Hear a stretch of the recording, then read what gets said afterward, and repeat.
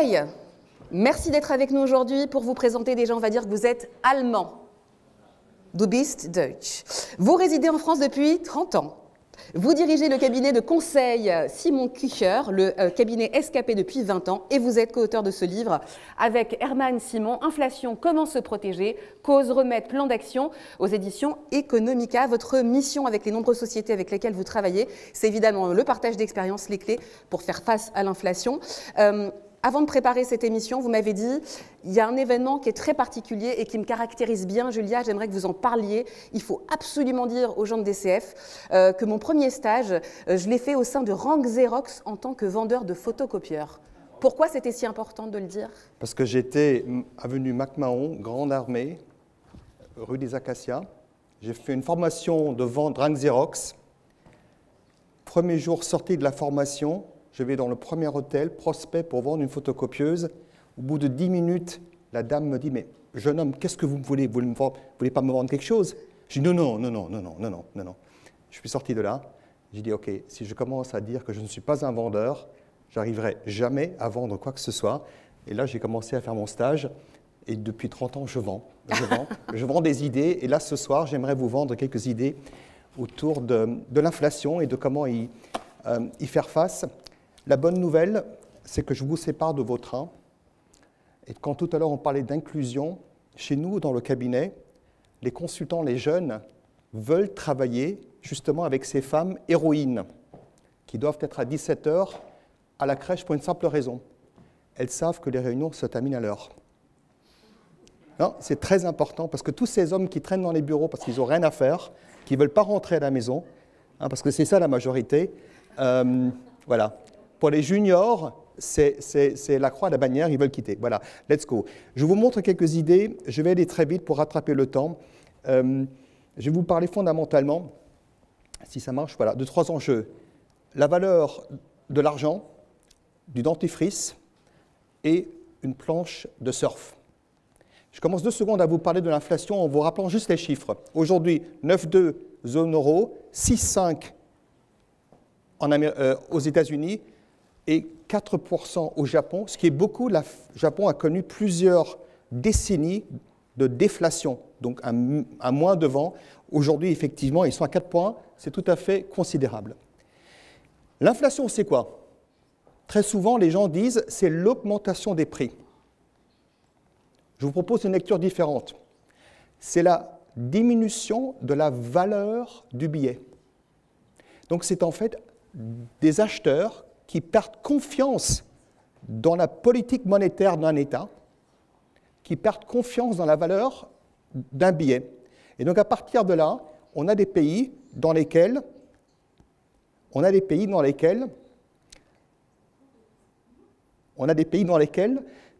parfois on a une monnaie inflatée, mais le dollar qui reste stable. Et cette image-là le montre bien, c'est une femme qui brûle des billets. Et là, c'est une femme qui utilise les billets pour en faire une robe. À partir de là, l'inflation, c'est quoi aujourd'hui? C'est quelque chose qui a commencé très soudainement. Et quand quelqu'un nous dit aujourd'hui les banques centrales auraient dû prévoir la chose, ce n'est pas vrai. Et vous voyez ici qu'en fait, la France a connu une augmentation de l'inflation soudaine, l'Allemagne encore plus fort, c'est juste l'Angleterre qui meurt d'une mort lente depuis un petit moment. Donc la France est champion. Aujourd'hui, avec 5,2, nous sommes champions. Vous êtes champions. À quel prix? On revient là-dessus, parce que derrière ça se cache bien sûr une très forte subvention. J'ai récemment assisté à un débat d'économistes qui disait qu'en fait, en France, la suréconomie des ménages français, c'est 180 milliards d'euros. Donc les ménages français ont aujourd'hui 180 milliards d'euros de plus sur leur compte épargne après Covid qu'ils ne l'avaient avant. Et si quelqu'un me dit aujourd'hui on est en récession, je dis il faut réveiller l'envie des Français de dépenser. Et je sais que Jean, d'une certaine façon, le fait là où il passe la plupart de ses journées. Mais bien sûr, Jean fait venir des consommateurs dans les magasins. Bien sûr, c'est une mission. Il y a 180 milliards à aller capter. Deuxième image, c'est le dentifrice. Pourquoi le dentifrice? Parce que bien sûr, je veux que vous reteniez quelque chose de cette intervention, mais aussi parce que le président de la Banque centrale allemande, il y a longtemps, a dit « L'inflation, c'est comme le dentifrice, une fois dehors, on n'arrive plus à le faire entrer. » C'est comme un égo. La cause de l'inflation, on parle beaucoup. Je vous propose juste un calcul que moi-même j'ai mené avec les équipes parce qu'on va créer un institut chez Simon-Kucher qui va aller beaucoup plus dans le détail. La cause de l'inflation, elle est très simple. C'est l'augmentation de la masse monétaire, donc l'imprimerie de billets, qui tourne. Et en fait, cette masse monétaire depuis Lehman Brothers, donc Lehman Brothers c'était 2006-2008, vous voyez que cette planche à billets, cette masse monétaire a augmenté de 200%, alors que le produit intérieur brut en zone euro, c'est-à-dire hors Grande-Bretagne, a augmenté de 30%. Inflation veut dire on a trop d'argent pour trop peu de produits. Inflation veut dire l'argent chasse le produit, d'une certaine façon. À partir de là, c'est intéressant de se dire 2 secondes, est-ce qu'on peut avoir un regard un peu plus différencié? Et les Allemands sont évidemment super sensibles sur l'inflation. Et c'est très, très drôle, mais le site statistique allemand, et j'en ai tous regardé, enfin toutes les langues que je parle, j'ai regardé les sites statistiques, le site statistique qui est le mieux fait, c'est le site allemand. Il est lisible, on peut grapher très vite des choses. Et en fait, ce que je vous ai sorti ici, ce sont les indices des prix à la production. Indices des prix à la production qui montrent en fait comment, justement, avant que Jean ne travaille, et que vous, messieurs et madame, et messieurs, il y a des messieurs aussi qui peut-être, au vu de la présentation précédente, aiment le soir se mettre même dans la journée, il y a du zinc, il y a un producteur de zinc, et je vous montre 2 secondes, donc, quelque part, ce producteur de zinc qui se trouve dans ces chiffres-là, et qui regarde les prix auxquels il doit acheter. Et donc, en fait, on a une idée très simple, c'est qu'aujourd'hui, donc, ces indices de prix à la production ont fortement augmenté, avec et sans énergie. À partir de là, donc, vous avez ici tout en haut un choc qui se crée. Et ce choc va se, quelque part, transposer jusqu'à ce qu'il arrive réellement, de nouveau, dans le magasin. La question intéressante à poser est la suivante. Les indices de prix à la production, quand est-ce qu'ils se retrouvent dans les indices de prix à la consommation, qui sont ceux que nous voyons? Et là aussi, une fois de plus, ceux qui ont le plus recherché et publié sont les Allemands, dans ce cas-là, et donc notamment un monsieur qui s'appelle Zinn, tout à fait intéressant, qui a fait un calcul que je reproduis comme ça. Et il dit en fait, avec sa régression à lui, qu'un tiers de l'inflation amont se déverse dans l'espace de 3 mois dans l'aval. Donc 30% d'inflation à la production au mois d'août équivaut 10% en novembre. Dans les prix. Eh bien, c'est exactement le chiffre. Donc je vous dis simplement, si quelqu'un vous dit, mais vers où va l'inflation? Vous dites, je ne le sais pas, mais je peux au moins te regarder les prix, les inflations à la production et appliquer cette petite règle pour avoir une petite idée où est-ce que ça va atterrir plus tard. Alors évidemment, la question à 1 000 €, c'est combien de temps ça va durer? Et Jean et moi, en avons eu beaucoup de discussions autour de cette question. On peut dire, on va prendre des référentiels du passé, mais on peut aussi avoir une lecture un peu différente. Et c'est ce que j'appelle, moi, l'effet 3D. Comment passer d'une inflation qui est actuellement conjoncturelle, Chine, un jour ça va se dénouer, Ukraine, un jour ça va se dénouer, à une inflation plus structurelle. Et là, vous avez un effet 3D.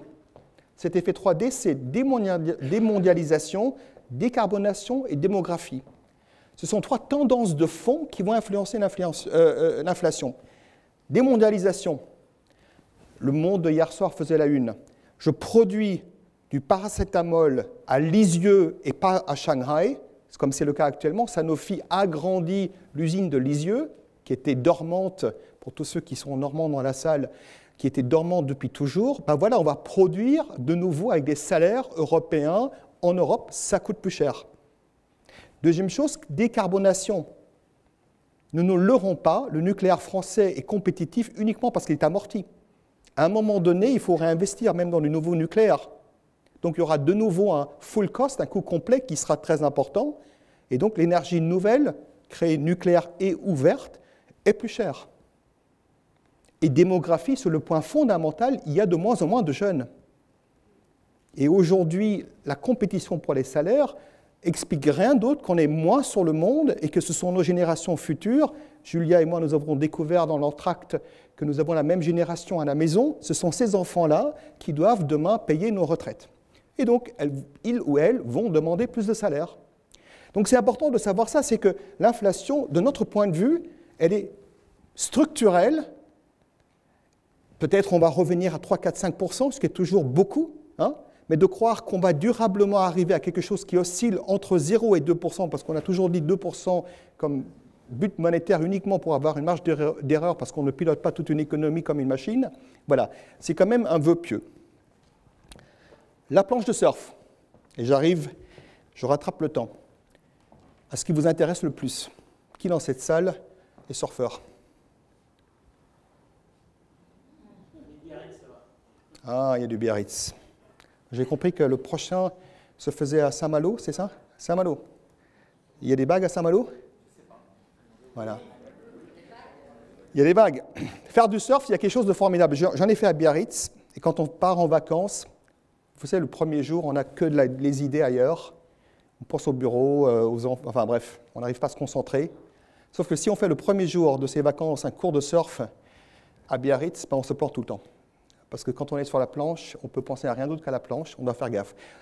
Pourquoi est-ce que je vous montre là? Parce que, premier message important, l'inflation, il faut la surfer. C'est comme une vague. Il n'y a aucune chance. On a eu des entreprises, nous, dans notre business à nous, qui sont venues nous voir pour dire ben, si je ne m'augmente pas de mes prix, je peux enfin gagner mes parts de marché que j'ai tant voulu avoir et je me rattraperai plus tard. Non. L'inflation va tellement augmenter que les sociétés qui ont gardé les prix pour capter, voire baisser les prix pour capter du business, aujourd'hui se trouvent dans un catch-22, comme disent les Américains, avec des mauvaises affaires qui entrent dans le carnet de commande et des coûts, masse salariale, etc., qui augmentent.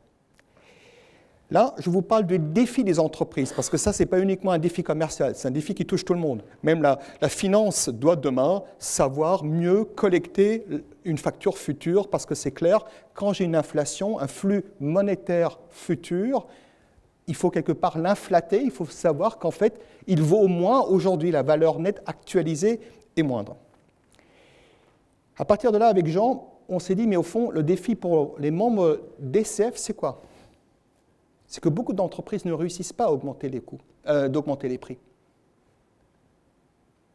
Aujourd'hui, en France, avec les 5 points que je vous ai montrés tout à l'heure, beaucoup de sociétés ont cru qu'ils allaient juste passer comme ça. Et on a des secteurs dans lesquels les gens, aujourd'hui, voient réellement les résultats se détériorer. Étonnamment pas dans les tout grands groupes, mais dès lors qu'on est au niveau des grandes ETI, voire des PME, c'est là qu'on voit qu'effectivement, on n'a pas vu venir le coup. Et maintenant, tout l'honneur est à vous, c'est là que commence votre job. Et laissez-moi passer 2 minutes, le temps d'illustrer les vrais défis commerciaux de l'inflation. Je le disais un instant, sur quel matelas vivons-nous? Statistique intéressante, elle montre la profitabilité des sociétés. Une profitabilité d'une société, c'est ce qu'une société gagne après qu'elle a payé tout ce qu'elle doit payer. Les employés, les fournisseurs, l'État. Et après ça, elle paye potentiellement les propriétaires, les actionnaires. Regardez-moi bien ce chiffre. Si vous faites une enquête demain dans la rue pour dire, ou même avec les grands-parents, les beaux-parents, combien gagne ma société, les gens vont vous dire 15, 20%. Hein? Faites le test vous-même. Si vous allez dans votre compte de résultat et que vous allez à la ligne EBIT, here we go, 4,6. Ce chiffre est important parce qu'il montre que vous entrez en inflation avec un matelas d'erreur qui est très faible. Vous dormez 3 mois, ça y est, il y a 3 mois à 5% d'inflation qu'on doit diminuer de ce chiffre-là pour arriver à la profitabilité réelle. Deuxième point, cette profitabilité des sociétés françaises n'a guère évolué dans le temps. Tableau super intéressant qui vous montre que toutes les politiques de gauche ou de droite, tout compte fait, les Anglais disent « the needle didn't move », l'aiguille n'a pas bougé. On a eu une année de crise là, mais si on prend la marge moyenne des entreprises, elle reste malheureusement très stable. Et là, ce que je vous montre, ce sont des chiffres.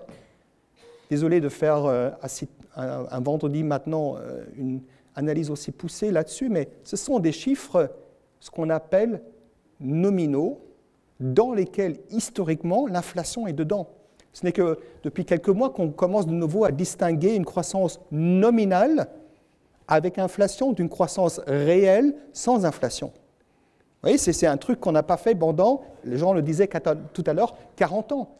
Pendant 40 ans, on a dit, mon chiffre d'affaires pousse de 10 points, peu importe qu'on avait 1 point d'inflation ou pas. Ça passait en dessous du tapis. D'accord ? Donc, il vous faut des sauveteurs. Alors, avec Jean, on a bientôt longtemps hésité sur l'âge et le public du DCF, et c'est l'image qui nous est venue, bien sûr. C'est vous.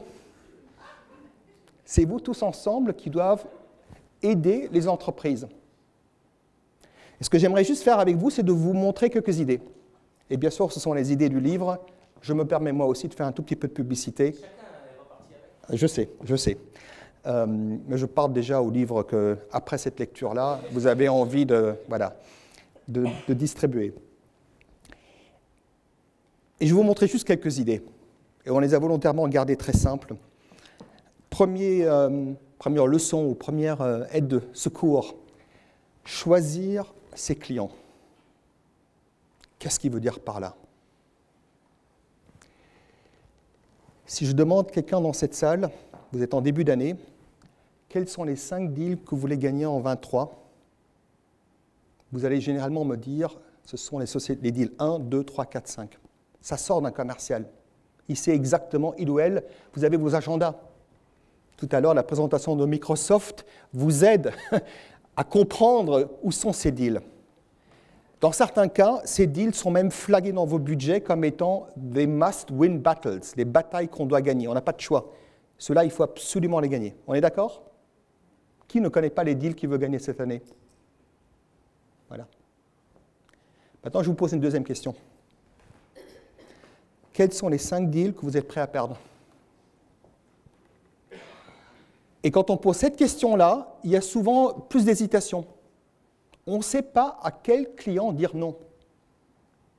Or, si on ne sait pas dire non, on va négocier et on va finir dans une marge qui est la sienne et pas la vôtre. Donc, une vraie stratégie d'inflation, surtout quand j'ai moins de produits à vendre parce que j'ai des problèmes de supply chain, etc., commence à dire non. Deuxièmement, il faut différencier les hausses de prix. Alors ça, c'est intéressant parce que j'ai une hausse de prix, j'ai un bloc de coûts que je me prends avec l'inflation. Maintenant, je dois le répartir sur mes clients. Très souvent, ce qu'on voit dans les sociétés, c'est que les gens disent « Ok, on a 100 à distribuer, on va se prendre une échelle d'absorption de ces coûts qui sont les grands, les moyens, les petits clients, ou bien tout le monde, on divise par le nombre de clients et chacun se prend cette somme-là et on est sûr que les 100 de coûts, on va les distribuer sur les 100 de clients. » Je vous propose une lecture un peu différente. Ce que nous avons vu, c'est qu'en fait, étonnamment, il y a une courbe de U entre des clients où c'est facile de passer des hausses, qui sont sur les extrémités, et des clients où c'est plus difficile de passer des hausses. Et l'abscisse qui explique ce U, c'est en fait la profitabilité des clients chez vous. C'est étonnant. Et nous-mêmes, on était étonnés au début quand on a découvert ça.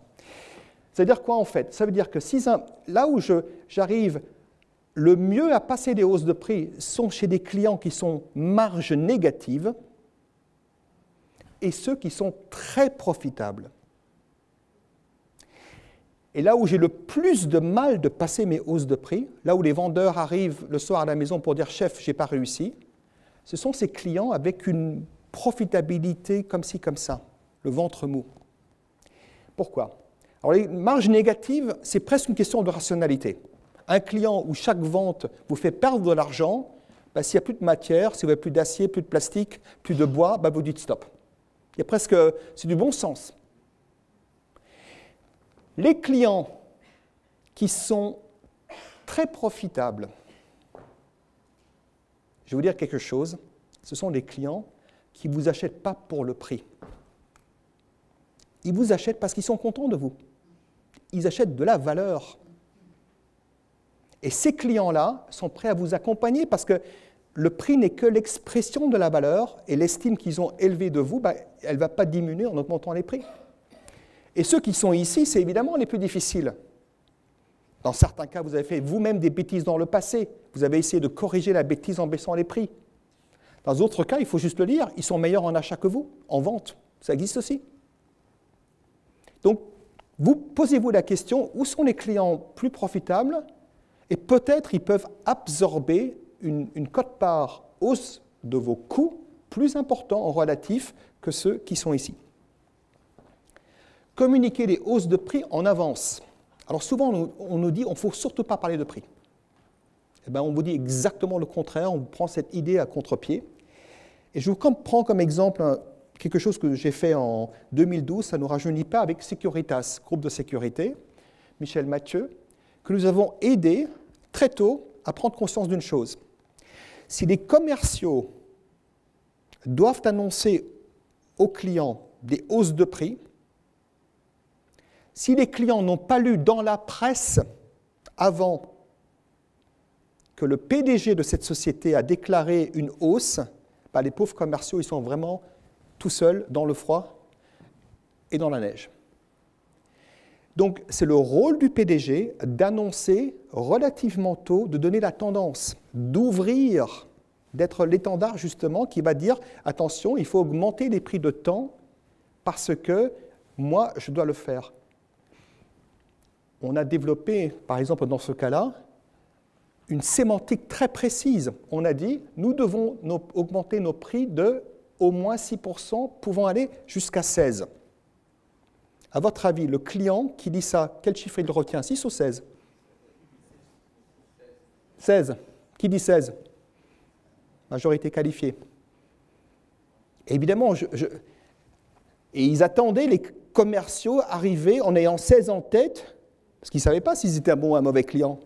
Et la première chose que le commercial disait, « Cher client, parce que c'est toi, c'est pas 16, c'est 14. » Oh.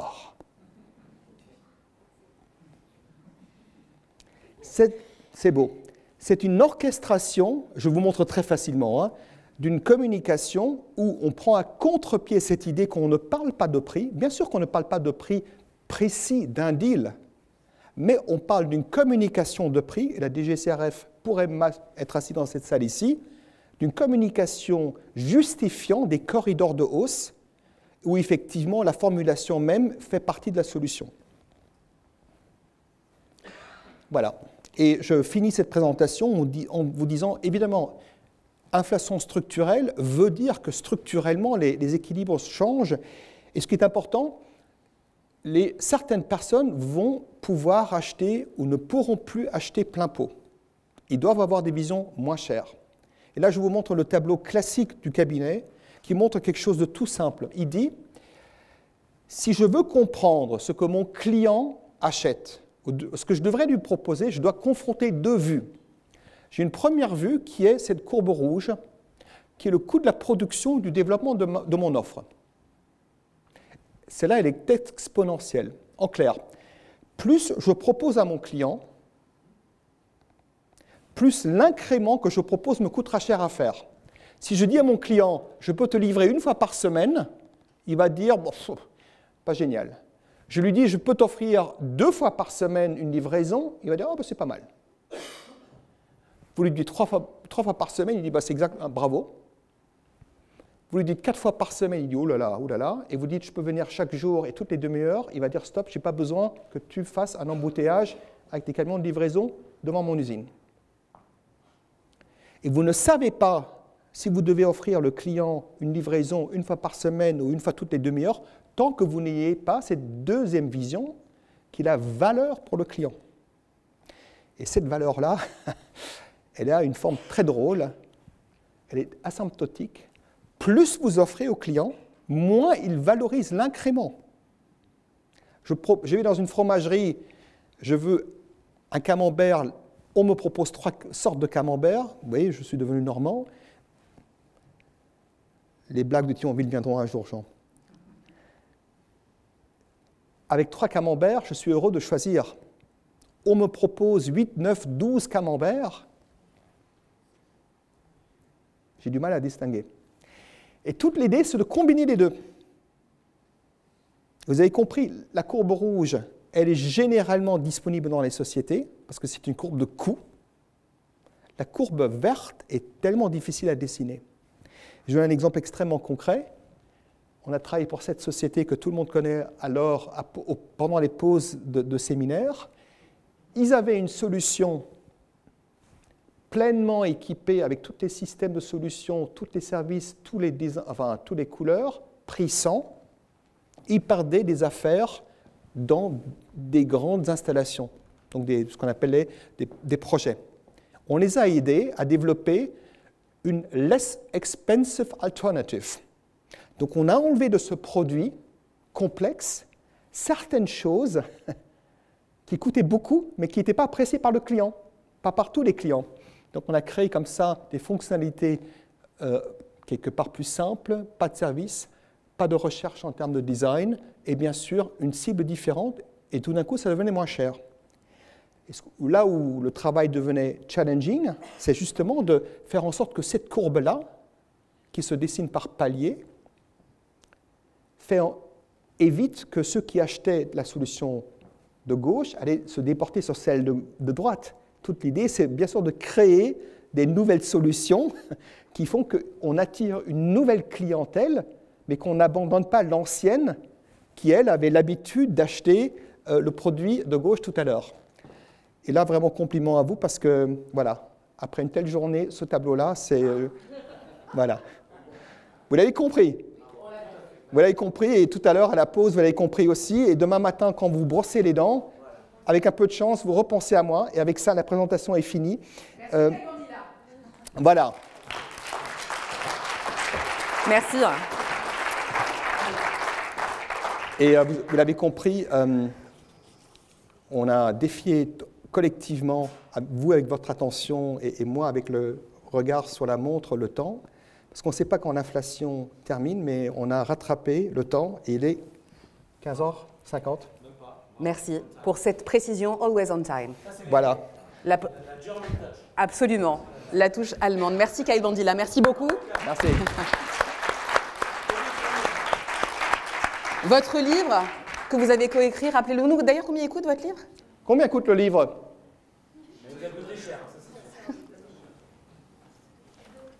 On connaît si joliment la valeur de ce livre. Le prix s'oublie, la qualité reste. Merci pour cette intervention. On va donner la parole à Jean pour clore cette journée. Très bien. Puisque merci. Nous sommes dans les temps. Merci.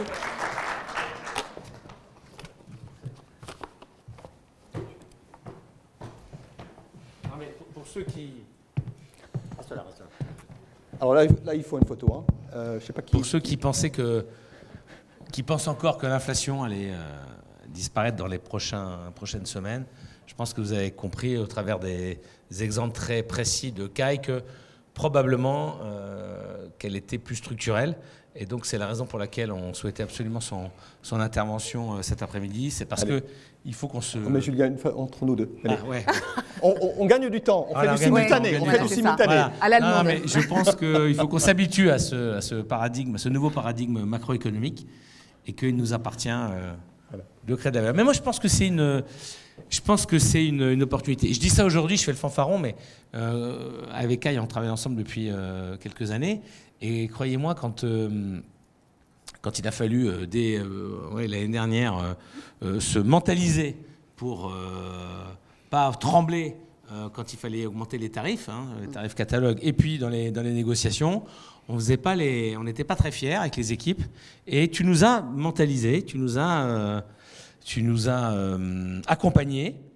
Et je ne sais pas si tu as le chiffre, si Stéphanie te l'a donné, là, mais nous avons augmenté nos prix de vente moyens de plus de 6% en 2022. Et alors on peut dire c'est formidable, mais quand on les ramène au taux d'inflation, vous avez compris que finalement c'est une croissance qui est molle du prix de vente, parce que quand on enlève l'effet inflation, elle est importante. Donc c'était le minimum qu'il fallait qu'on atteigne. Et tu nous as bien mentalisés et accompagnés. Donc je pense que c'est un défi pour les directions commerciales dans les semaines et dans les mois et peut-être probablement les années à venir. Voilà. Donc merci Kai. Merci. Faut lire son bouquin. Merci.